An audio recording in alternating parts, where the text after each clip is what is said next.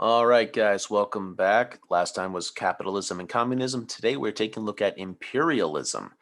So, imperialism kind of feeds off of the idea of nationalism, devotion to one's nation. And imperialism is just colonizing a land that doesn't belong to you and making it your own. So just, setting up colonies. So it is a offshoot of mercantilism, much like yeah, much just like capitalism kind of fed off of it as well. These are like the two branches off of mercantilism. Now, why did imperialism become a thing? So, nationalism is going to motivate Europe to basically compete for colonial possessions, kind of like we saw when mercantilism back in the 15 and 1600s. European economic, military, and political powers are forcing colonized countries to trade on European terms, and industrially produced goods are flooding the colonial markets and displacing the traditional industries. So, like one phrase that you may have heard, maybe not, is like for England, like make the world England. That's kind of the idea with imperialism there. So, colonized people, they are going to try to resist the European domination, and there's going to be various ways that it's going to be responded to, some peacefully, some violently. We're going to be taking a little bit of a look at some of this today. So, how is imperialism happening? So, industrial nations, they need natural resources and markets to sell their manufactured goods. And so they can expand their economies, make more money, so they can do bigger and better things in their home countries. So they're going to be like this. This is an old, political cartoon about England just like being this monster out there, just gobbling up all these different territories. So now we should just take a look at some of the forms of imperialism because there are three different types. One being just the colonial system, where a country owns territories and governs over a foreign like power, and basically their only job is to benefit the mother country. And during this time, the mother country looked for supplies to help fuel the Industrial Revolution at home. So they're basically exploiting their colonies for natural resources that they can then ship home, manufacture into luxury items that they can then sell back to the colonies and to other countries as well. Next, we have the protectorates. This is a country that has its own internal government, but is basically the puppet of an outside power. So you could say, as one example, that would be the Philippines for the United States after the Spanish American War, up until like the beginning of World War II. All right, they're still in control, like in some aspects, but they kind of do whatever the upper country says. And the third one, spheres of influence. We see a lot of this in China. So, a sphere of influence is basically an area where outside power claims exclusive investment or trading privileges. So, basically, like you go into Hong Kong and you have like the British quarter, the French quarter, the Portuguese quarter for doing trade business with those individual powers. So, the mother country, so like Britain, does not inflict its government or full control over the territory that it deals with, but they do get to have at least some say in what's going on with resources in that area that they have an influence over.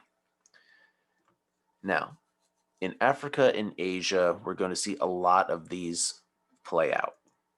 So, heavy European domination. And we're going to see Africa and Asia start to come under a lot of European influence for European benefit during the late 1800s and early 1900s, especially the 1800s, like after 1860, especially. Now, the stronger countries, they of Europe are dominating the political, economic, and social life of the weaker countries. This is happening especially in Africa and a good amount of Asia as well. Now, during the 1800s, the Europeans are going to start to get this air of superiority, like how we are the best because we can control all of these people. So we're getting a lot of racism and something called social Darwinism starting to appear. And social Darwinism is this theory that explains the success of different social groups. And it's based off of laissez-faire, which is, hands off, government's hands off, and and very heavily on race.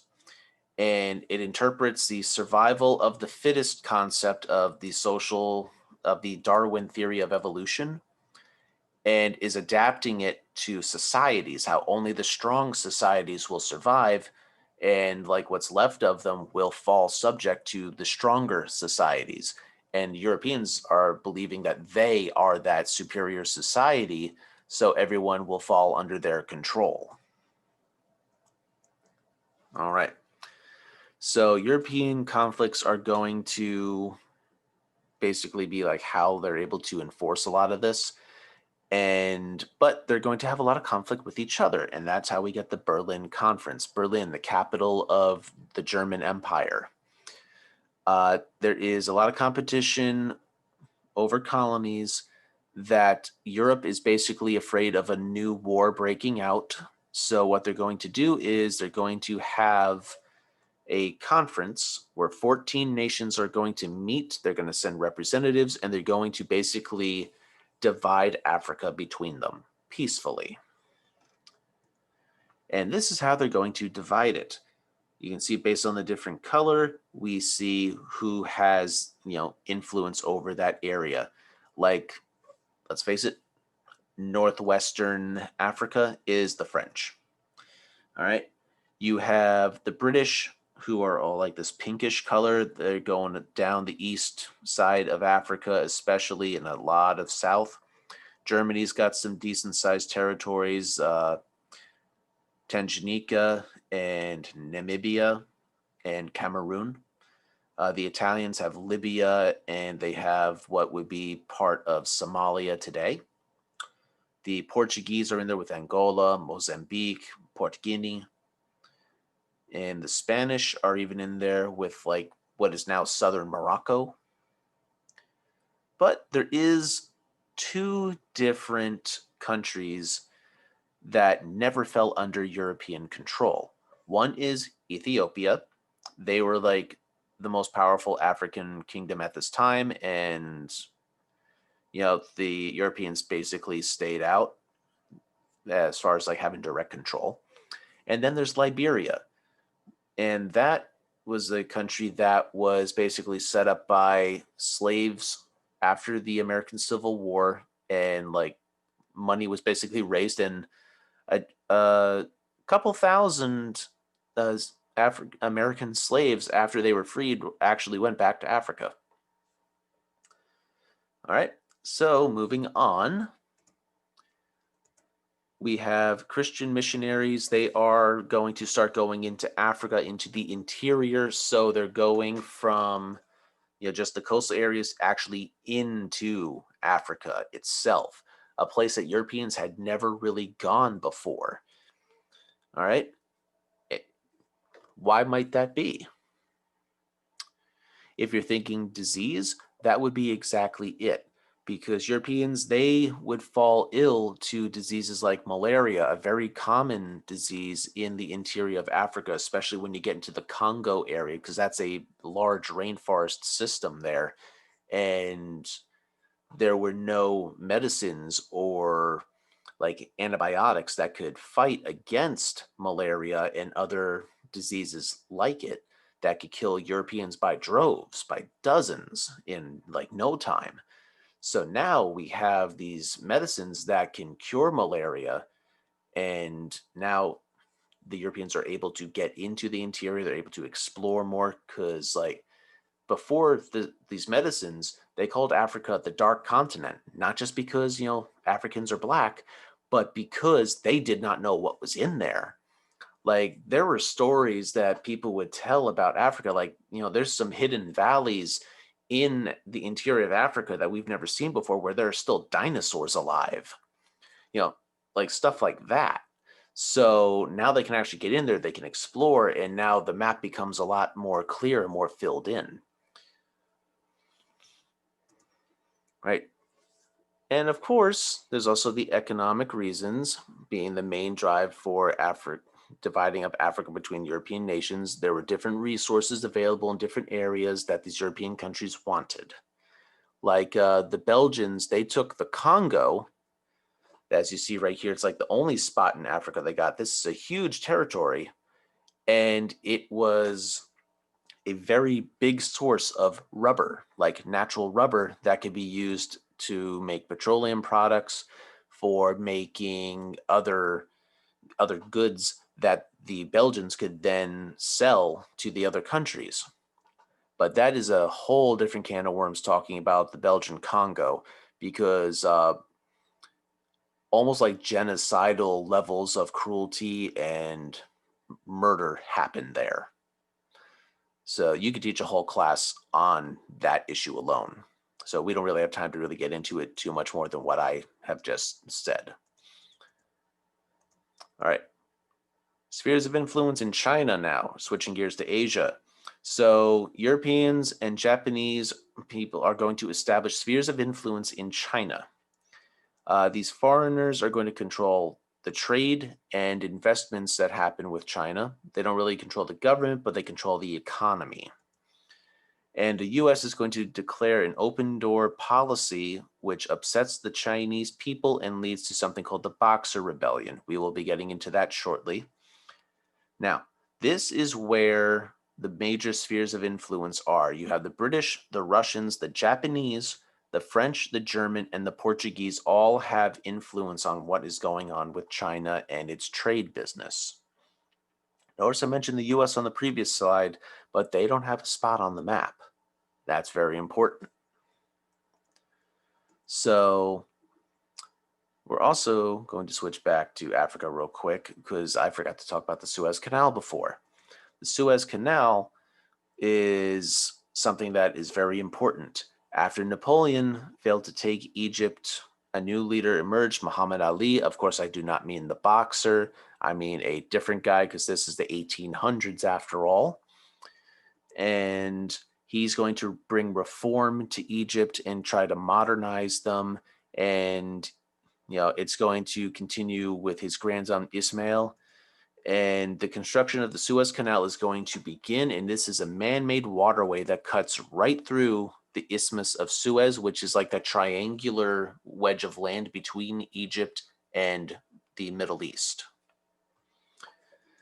And it's going to connect the Red Sea to the Mediterranean Sea. It's going to shorten sailing time by months or weeks at least, because you no longer have to sail around Africa to go from the Mediterranean to the Indian Ocean. You can now use the Red Sea as a shortcut.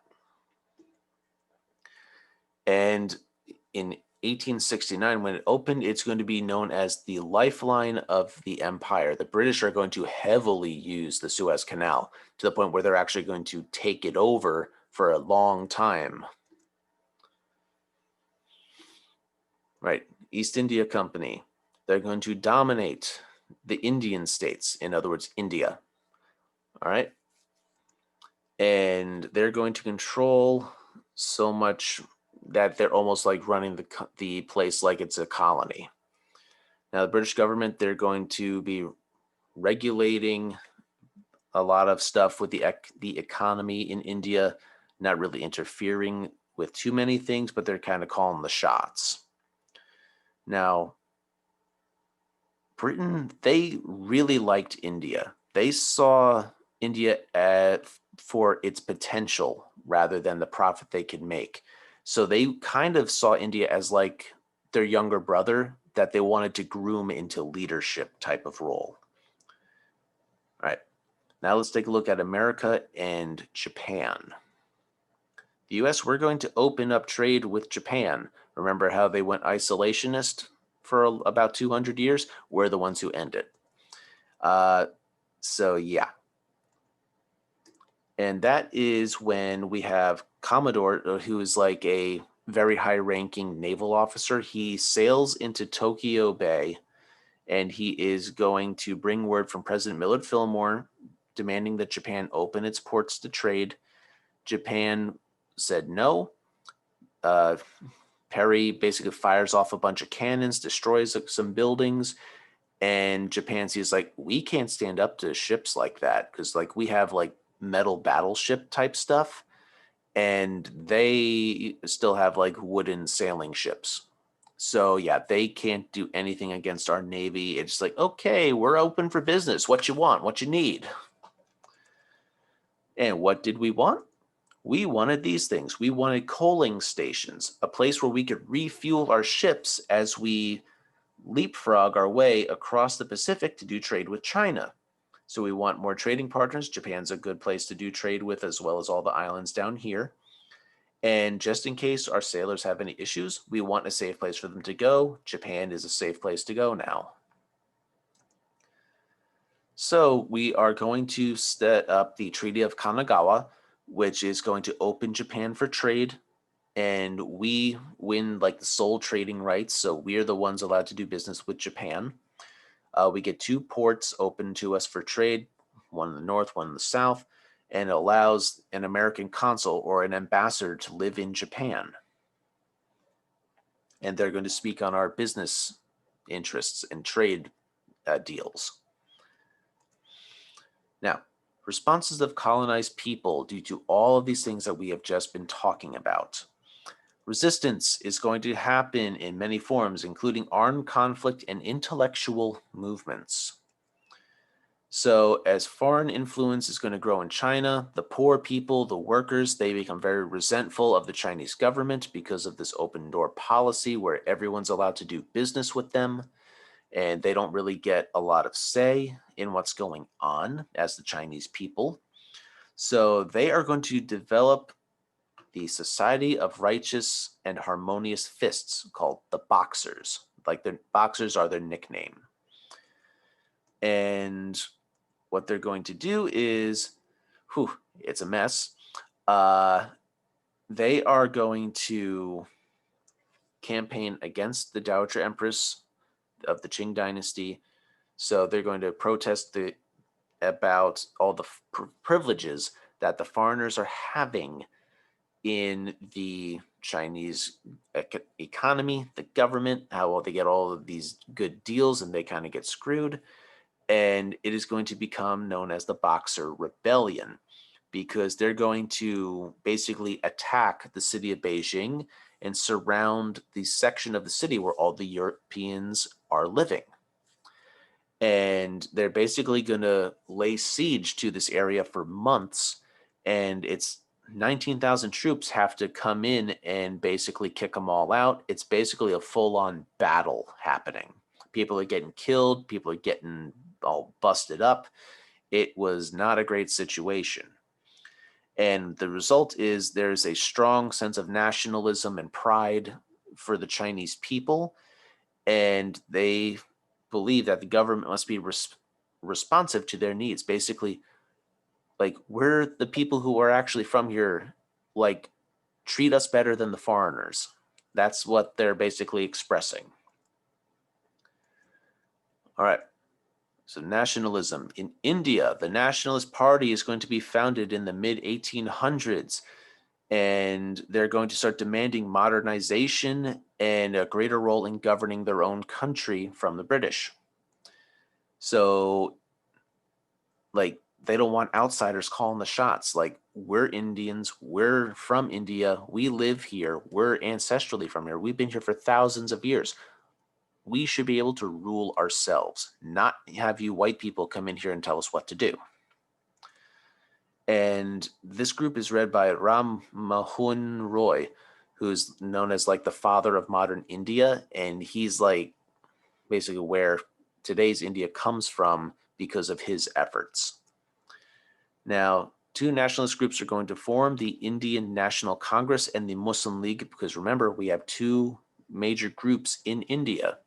We have the Hindus and we have the Muslims, and they don't exactly get along like at all. And they're going to be concentrating on concerns of Indians in later years and calling for self-government. So they want an independent India, no outside influence. All right, so that is where we are leaving off. And be sure that you study the Industrial Revolution up through today's video, because there will be a quiz coming up on this. So be sure to study, and I will talk to you next time.